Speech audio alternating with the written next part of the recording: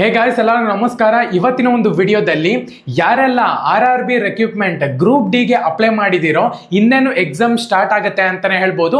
ನನ್ನ ಒಂದು 10 ಕ್ವಶನ್ ಇದರಲ್ಲಿ ಆಡ್ ಮಾಡ್ಕೊಳ್ಳಿ.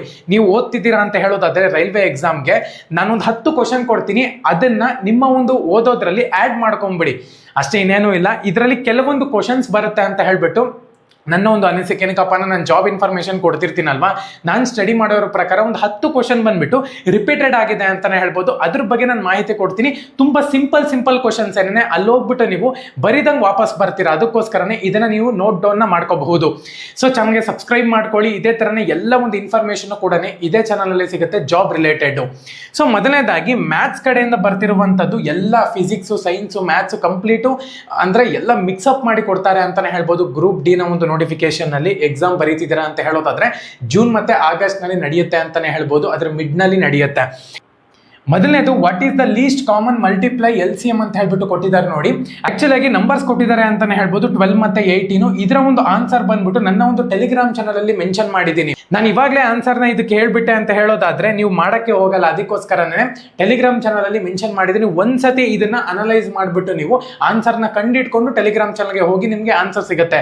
ಕರೆಕ್ಟ್ ಆಗಿ ಬಂದಿತ್ತು ಅಂತ ಹೇಳೋದಾದ್ರೆ, ನಿಮಗೆ ಗೊತ್ತಿತ್ತು ಅಂದ್ರೆ ಫಸ್ಟ್ ಕ್ವಶನ್ಗೆ ಏನ್ ಆನ್ಸರ್ ಅಂತ ಹೇಳ್ಬಿಟ್ಟು ನಮಗೆ ಕಮೆಂಟ್ಸ್ ಅಲ್ಲಿ ತಿಳಿಸ್ಕೊಡಿ. ಸೊ ಎರಡನೇ ಕ್ವಶನ್ ಬಂದ್ಬಿಟ್ಟು the Indian railways operates in how many zones ಅಂತ ಹೇಳ್ಬಿಟ್ಟು ಮೆನ್ಷನ್ ಮಾಡಿದ್ದಾರೆ ನೋಡಿ. ಇದರ ಒಂದು ಆಪ್ಷನ್ಸ್ ಬಂದ್ಬಿಟ್ಟು ಆಪ್ಷನ್ ಕೊಟ್ಟಿದ್ದೀನಿ ನೋಡಿ, 19 ಮತ್ತೆ 18 ಅಂತ ಹೇಳ್ಬಿಟ್ಟು ಕೊಟ್ಟಿದ್ದೀನಿ. ಇದರ ಒಂದು ಆನ್ಸರ್ ನಾನು ಹೇಳ್ತೀನಿ ನಿಮ್ಗೆ. 18 ಝೋನ್ಸ್ ಅಲ್ಲಿ ನಿಮ್ಗೆ ಆಪರೇಟ್ ಆಗುತ್ತೆ ಅಂತಾನೆ ಹೇಳ್ಬೋದು ಇಂಡಿಯನ್ ರೈಲ್ವೇಸ್ ಬಂದ್ಬಿಟ್ಟು.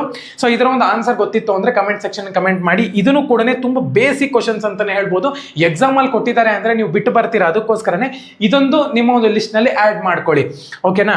ಇನ್ನು ಮೂರನೇ ಕ್ವಶನ್ ಬಂದ್ಬಿಟ್ಟು what is the value of 25% of 200 ಅಂತ ಹೇಳ್ಬಿಟ್ಟು ಕೊಟ್ಟಿದ್ದಾರೆ. ಇದರ ಒಂದು ಆನ್ಸರ್ ನೀವು ನನಗೆ ಕಮೆಂಟ್ ಸೆಕ್ಷನ್ ಅಲ್ಲಿ ಕಮೆಂಟ್ ಮಾಡಬೇಕು. ನೆಕ್ಸ್ಟ್ ಬರುವಂತ ಒಂದು ವಿಡಿಯೋಸ್ ಎಲ್ಲಾನು ಕೂಡ ನಾನು ಹೇಗೆ ಬಂತು ಅಂತ ಹೇಳ್ಬಿಟ್ಟು ಕೂಡ ವಿಡಿಯೋ ಮಾಡಿ ತಿಳಿಸ್ತೀನಿ. ಇದರ ಒಂದು ಆನ್ಸರ್ ಕೂಡ ನೀವು ಕಮೆಂಟ್ ಸೆಕ್ಷನ್ ಅಲ್ಲಿ ಕಮೆಂಟ್ ಮಾಡಬಹುದು. ಟೆಲಿಗ್ರಾಮ್ ಚಾನಲ್ ನೋಡ್ದಿರಾನೆ ನೀವು ಕಮೆಂಟ್ ಮಾಡಬೇಕಾಗುತ್ತೆ ಎಕ್ಸಾಮ್ಸ್ಗೆ ಪ್ರಿಪೇರ್ ಆಗ್ತಿದ್ದೀರಾ ಅಂತ ಹೇಳೋದಾದ್ರೆ. ಓಕೆ, ಇನ್ನು ನೆಕ್ಸ್ಟ್ ಕ್ವಶನ್ ನೋಡೋದಾದ್ರೆ ಕರೆಂಟ್ ಅಫೇರ್ಸ್ ಬಗ್ಗೆ ಮಾಹಿತಿ ಕೊಡ್ತಿದ್ದೀನಿ. ಕರೆಂಟ್ ಅಫೇರ್ಸ್ ಬಂದ್ಬಿಟ್ಟು ತುಂಬಾ ಇಂಪಾರ್ಟೆಂಟ್ ಅಂತಾನೆ ಹೇಳ್ಬೋದು ಕಾಂಪಿಟೇಟಿವ್ ಎಕ್ಸಾಮ್ಸ್ ನಲ್ಲಿ. Which is the largest state in India by era ಅಂತ ಹೇಳ್ಬಿಟ್ಟು ಕೇಳಿದ್ದಾರೆ. ಇದಕ್ಕೆ ಆನ್ಸರ್ ಬಂದ್ಬಿಟ್ಟು ನಿಮಗೆ ಗೊತ್ತಿತ್ತು ಅಂತ ಹೇಳೋದಾದ್ರೆ ಕಮೆಂಟ್ ಸೆಕ್ಷನ್ ಅಲ್ಲಿ ಕಮೆಂಟ್ ಮಾಡಿ. ನಾನು ಲೈವ್ ಕೂಡ ಬರ್ತೀನಿ, ಅವಾಗ ನೀವು ಡೈರೆಕ್ಟ್ ಆಗಿ ಲೈವ್ ನಲ್ಲಿ ಕಮೆಂಟ್ ಮಾಡಬಹುದು. ಸೊ ಇದಕ್ಕೆ ಆನ್ಸರ್ ನೋಡ್ದಿಲ್ದಂಗೆ ನೀವು ಮೆನ್ಷನ್ ಮಾಡಬೇಕಾಗುತ್ತೆ ಕಮೆಂಟ್ ಸೆಕ್ಷನ್ ಅಲ್ಲಿ ಆನ್ಸರ್ನ, ಓಕೆನಾ. ನೆಕ್ಸ್ಟ್ ರೀಸನಿಂಗ್ ಇಂದ, ಸೊ ರೀಸನಿಂಗ್ ಅಂತ ಹೇಳ್ಬಿಟ್ಟು ನಿಮ್ಗೆ ಕೇಳ್ತಾರೆ ಅಂತಾನೆ ಹೇಳ್ಬೋದು ಕಾಂಪಿಟೇಟಿವ್ ಎಕ್ಸಾಮ್ಸ್ ನಲ್ಲಿ. ಸೊ ಅದಕ್ಕೋಸ್ಕರ ರೀಸನಿಂಗ್ ತುಂಬಾ ಇಂಪಾರ್ಟೆಂಟ್ ಅಂತಾನೆ ಹೇಳ್ಬೋದು ಮ್ಯಾಥಮೆಟಿಕ್ಸ್ ಆದ್ಮೇಲೆ. ಫಿಫ್ತ್ ಒಂದು ಕ್ವಶನ್ ನೋಡ್ಕೊಳ್ಳೋದಾದ್ರೆ if 3x + 5 = 20 which is the largest value of x ಅಂತ ಹೇಳ್ಬಿಟ್ಟು ಕೇಳಿದ್ದಾರೆ. ಇದರ ಒಂದು ಆನ್ಸರ್ ಬಂದ್ಬಿಟ್ಟು ನೀವು ಕಮೆಂಟ್ ಸೆಕ್ಷನ್ ಅಲ್ಲಿ ಕಮೆಂಟ್ ಮಾಡಬೇಕಾಗತ್ತೆ.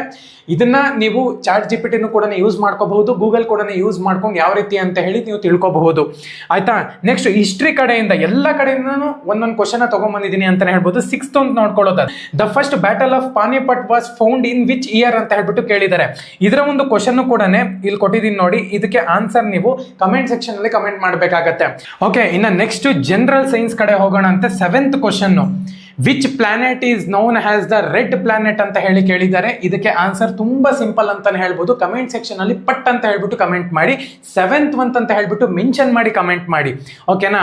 8th ಒಂದು ಬಂದ್ಬಿಟ್ಟು ಅರ್ಥಮೆಟಿಕ್ ಇಂದ ತಗೊಂಡಿದ್ದೀನಿ ಅಂತಾನೆ ಹೇಳ್ಬೋದು. ಅರ್ಥಮೆಟಿಕ್ ಇಂದ A train travel 60 kilometre in 2 hours. What is the speed of the train ಅಂತ ಹೇಳಿ ಕೇಳಿದ್ದಾರೆ. ಇದಕ್ಕೂ ಕೂಡ ಕಮೆಂಟ್ ಸೆಕ್ಷನ್ ಅಲ್ಲಿ ಕಮೆಂಟ್ ಮಾಡಿ. ನಾನು ಆಪ್ಷನ್ ಕೊಡ್ತಿಲ್ಲ, ಏನಕ್ಕಪ್ಪ ಅಂದ್ರೆ ಸ್ವಲ್ಪ ಥಿಂಕ್ ಮಾಡಿ ಅಂತ ಹೇಳ್ಬಿಟ್ಟು ನಾನು ಆಪ್ಷನ್ ಕೊಡ್ತಿಲ್ಲ. ಕೆಲವೊಂದಕ್ಕೆ ನಾನು ಆಪ್ಷನ್ಸ್ ಕೊಡ್ತೀನಿ ಅಂತಾನೆ ಹೇಳ್ಬೋದು.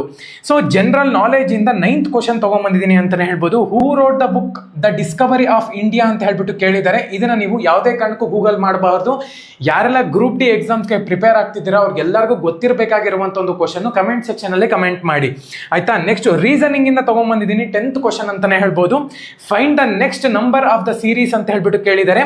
ಫಸ್ಟ್ ನಂಬರ್ ಬಂದ್ಬಿಟ್ಟು 2, 6, 12, 20 ಮತ್ತೆ 30 ಅಂತ ಕೇಳಿದ್ದಾರೆ.